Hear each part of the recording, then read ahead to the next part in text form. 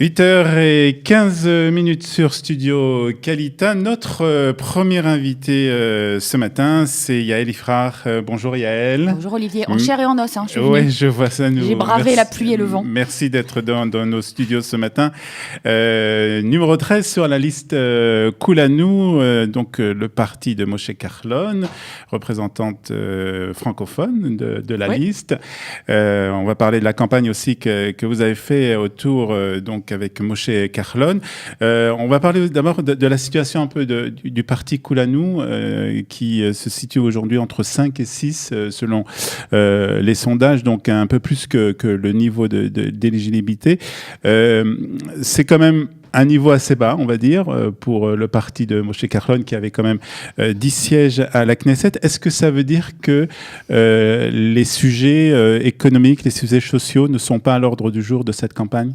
C'est un peu compliqué. C'est une campagne où on a été assez inaudible, malgré des résultats remarquables. Il y a quand même plus de 45% des Israéliens qui sont convaincus que Moshe Kahlon était un excellent ministre des Finances. Mais tout le débat a été confisqué, d'abord par une campagne d'une violence extrême, par des séries de films plus scandaleux les uns que les autres. Et puis, c'est uniquement quelque chose qui se joue sur Bibi, l'eau Bibi, et rien de plus. Et c'est très difficile pour nous de mettre en avant notre bilan dans ces conditions-là, même s'il est remarquable. Alors, vous parlez d'un bilan qui est remarquable, mais quand même, il y a quelques, on va dire, signaux d'alarme qui ont été tirés, en particulier par on en a parlé il y a quelques minutes dans le journal, par le gouverneur de la Banque d'Israël qui a parlé donc qu'il faudra sans doute augmenter les impôts en Israël en raison du déficit budgétaire. Est-ce que c'est quelque chose qui est prévu par Moshe Kahlon ? Est-ce que Moshe Kahlon en parle ? Absolument pas, c'est pas du tout à l'ordre du jour. Alors d'abord, je tiens à rappeler que cette histoire de Geraon, de déficit budgétaire, est quand même un truc typiquement politique qui est utilisé pour essayer de mettre de l'ombre sur le bilan de Kahlon. D'abord, un déficit budgétaire, donc un pays, c'est pas un ménage. On calcule pas le déficit à la fin de chaque mois, on calcule le déficit à la fin de l'année. Ensuite, le déficit, c'est aussi, quand on investit dans les infrastructures du pays, il y a le bon déficit et le mauvais déficit. En Israël, ce qu'il faut regarder surtout, c'est le pourcentage qui représente le rapport de la dette par rapport au PIB, et il est particulièrement bas, c'est 60% en Israël. Je rappelle que la France, c'est 99%, les États-Unis 300%, le Japon 250%, etc. Donc Israël est un pays très peu endetté. Je vous rappelle que la note d'Israël a encore été augmentée la semaine dernière par l'agence de notation Fitch. On est A+. Si quelqu'un avait rêvé il y a 10 ans qu'Israël serait noté A+, par les organismes de notation internationaux, je pense que ça aurait été un rêve très lointain. Donc en ce qui nous concerne, tous les indicateurs sont au beau fixe, le chômage est très bas, les prix du logement ont enfin commencé à baisser, et cette histoire de déficit, comme le ministre Kahlon l'a rappelé hier, ce n'est qu'une histoire temporaire, et à la fin de l'année, vous verrez qu'il n'y aura pas de déficit. Alors, mais il y a quand même, même s'il y a des indices qui sont très bons, il y a quand même un niveau de vie en Israël qui reste encore élevé, surtout pour les ménages, pour, on va dire, ceux de la classe moyenne, et qui ont du mal encore à finir les fins de mois. Et ça, c'est vraiment, en fait, ce qu'il y a de plus réel pour les Israéliens, et c'est ce qu'ils ressentent. Alors, c'est vrai que peut-être qu'au niveau de l'économie, de la grande économie, ça va bien, mais pour les ménages, ça reste quand même encore très difficile. Et là, est-ce que Moshe Kahlon n'a peut-être pas un peu échoué dans cette mission ? Ce qui est très compliqué... Parce qu'il faut dire aussi qu'ils étaient engagés justement à défendre toute cette classe moyenne. Ils s'est engagé à faire baisser les prix du logement. Ils ont baissé de 2,3% en 2018. C'est un début. Voilà, ça fait 10 ans que les prix du logement montaient. Ils ont monté de plus de 50%. Donc je pense que déjà, réussir à les freiner, c'était déjà un exploit. Après, il y a l'histoire du coût de la vie. Le coût de la vie en Israël, on en a parlé 50 fois. Bon, j'ai fait des films, on en parlera après. C'est une structure de marché qu'on ne peut pas complètement mettre à bas en 4 ans. C'est des monopoles qui se sont mis en place. C'est des entreprises qui se partagent le marché comme un gâteau. Et il faut rappeler qu'Israël, c'est pas la France. C'est un tout petit marché de 9 millions d'habitants. Et c'est un marché insulaire. Ça veut dire qu'en France, si vous trouvez que c'est trop cher, vous allez faire vos courses en Allemagne ou en Belgique. Et ça fait baisser les prix. Faire rentrer de la concurrence en Israël, c'est très difficile. Le ministre de l'économie et de l'industrie, Eli Cohen, a fait un travail remarquable là-dessus. Mais il faut encore du temps. Il y a du progrès, je veux dire. Il y a quand même des choses... faut quand même comprendre que les salaires ont augmenté plus vite que la vie en Israël.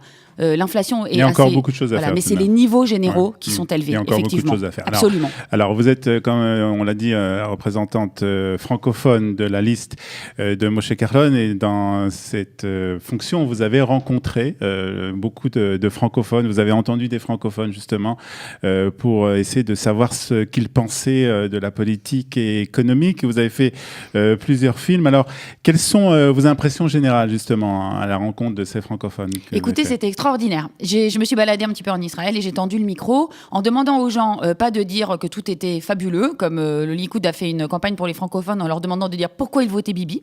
C'est pas du tout mon but. Je voulais savoir quels étaient leurs problèmes. Et effectivement, les gens se sont épanchés très nettement. On a eu 4 thèmes qui sont ressortis: le logement, l'emploi, le coût de la vie et la langue. La langue est beaucoup ressortie, beaucoup plus que ce que je pensais, et pas seulement chez des personnes âgées. Mais en fait, moi, j'ai gardé que ce qui était les problèmes, parce qu'on fait face à la réalité. On n'est pas là pour se cacher la face. Mais en fait, personne ne m'a dit qu'il n'était pas heureux en Israël. D'accord. Tout le monde m'a dit qu'est-ce qu'on est content d'être ici, mais. Évidemment, c'est normal, il faut améliorer les choses. Et les francophones d'Israël, moi j'ai rencontré des gens qui étaient passionnément amoureux d'Israël, qui avaient tout quitté pour venir et qui demandent qu'on les aide simplement. Alors, ces revendications, vous les avez après transférées, on va dire, à Moshe Carlon. Quelle a été la réponse? D'abord, avant sa réponse, quelle a été sa réaction par rapport à ça? Est-ce qu'il a été surpris d'entendre les francophones se plaindre dans ces domaines? Pas du tout. Il connaît les problèmes. Il sait que ces problèmes sont encore accentués quand on est un immigrant. C'était très émouvant parce que le ministre Carlon est lui-même fils de Olim Hadashim. Bien, ça fait très longtemps, bien sûr, mais ses parents sont arrivés de Tripoli. Je rappelle toujours avec un peu d'humour que tout le monde n'est pas né à Rehavia et que tout le monde n'est pas un bourgeois du nord de Tel Aviv. Mais Carlon, il vient d'une famille nombreuse. Il a grandi dans les Shikunim d'Olga, donc il sait exactement ce que c'est. Et il s'identifie jusqu'à aujourd'hui. Je veux dire, regardez sur notre page Facebook, il y a un film où il parle de lui-même comme étant fils de Olim Hadashim. Il comprend. Donc, la lutte contre les monopoles, elle concerne évidemment pas que les Français, mais on a eu 2 programmes qui vont être spécifiques.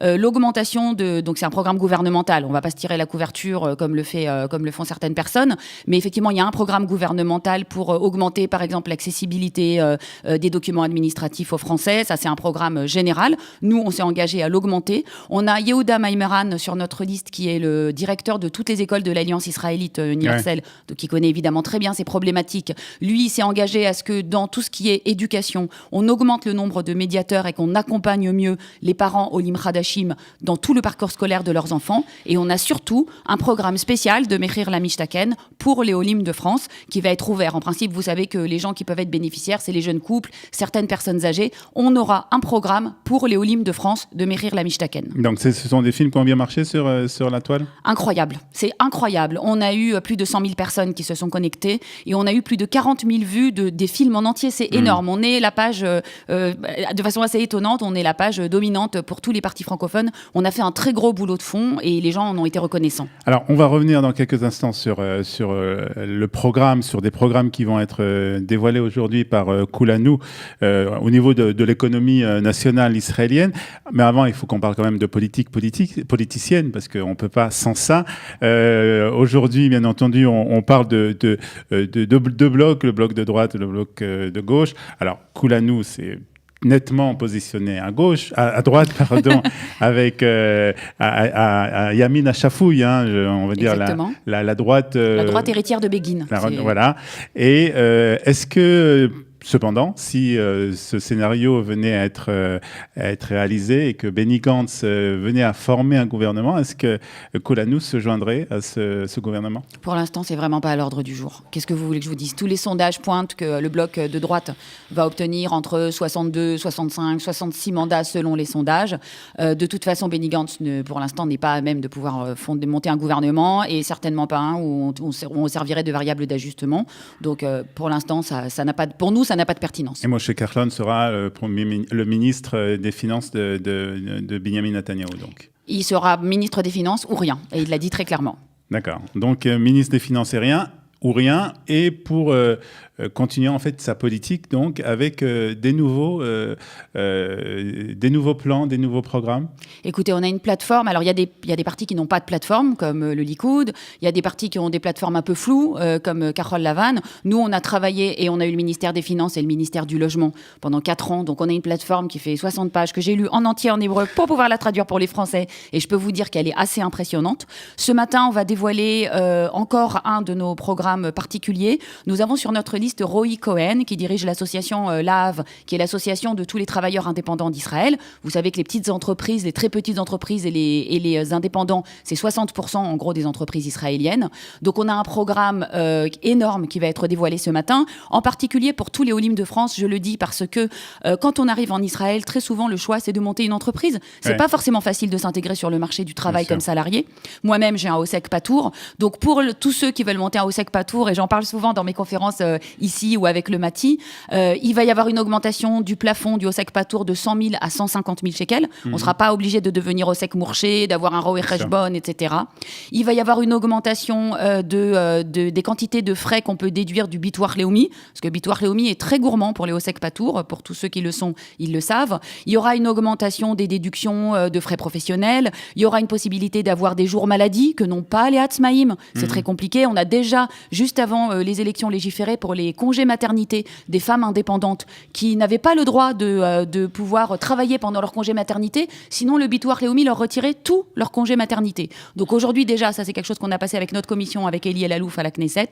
Donc c'est un énorme programme qui va aider l'entrepreneuriat, qui va encourager les gens à monter leur entreprise, et je pense que c'est particulièrement important pour tous les Olim. Alors ça c'est si bien entendu Moshe Kahlon reste ministre des Finances. Oui, et je veux pas trop penser à ce qui se passera si Moshe Kahlon n'est pas ministre des Finances, parce que là je vous parle des indépendants, mais il y a tout le reste. Il y a Mechir la Mishtaken, il y a le salaire des soldats qu'on a augmenté de 60%. On prévoit de financer entièrement le Toar Rishon de tous les soldats libérés. Donc ça, c'est énorme pour les aider à rentrer à l'université. Il y a la subvention des frais de garde pour toutes les familles, pour que ça leur revienne à peine 1200 shekels par mois de pouvoir faire garder leurs enfants. Et tout ça disparaîtra, c'est certain. Les politiques et de Bennett et Shaked et du Likoud sont des politiques ultra-libérales à la Thatcher ou à la Reagan. Et je frémis de penser de ce qui arrivera aux jeunes familles et à toutes les personnes un peu fragiles de la société si des politiques comme ça devaient passer. Donc voilà, le programme en tout cas est clair. En tout cas, vous êtes battu très bien et d'une façon très professionnelle pour Moshe Kahlon. Une dernière question avant qu'on se quitte. Eli Elalouf va quitter la Knesset. Ça va être un grand manque pour la Knesset. Ah, c'est terrible. Franchement, Eli, si vous pouviez savoir le nombre de députés qui l'ont supplié de rester, et de tous les bords, hein. Je peux vous le dire, tous les partis, quels qu'ils soient. Il avait dit, quand il est rentré, il a bien dit qu'il ne ferait qu'une seule cadence, et il a tenu parole. Eli, c'est vraiment un homme de parole. Il va retourner à ses amours, je pense, à la philanthropie. Il va continuer à œuvrer pour la société israélienne. C'est vraiment un exemple pour nous tous, mais je pense qu'il sera très regretté à la Knesset. À Kalita aussi, on le regrettera, puisque je sais qu'il a beaucoup aidé aussi à faire avancer beaucoup de projets que Kalita met en avant. Oui, et on va continuer de toute façon, et même avec Koulanou. Très bien. Merci beaucoup en tout cas, Yael, et bonne chance. Encore 8 jours de travail intensif. Merci Olivier. À bientôt et bonne chance.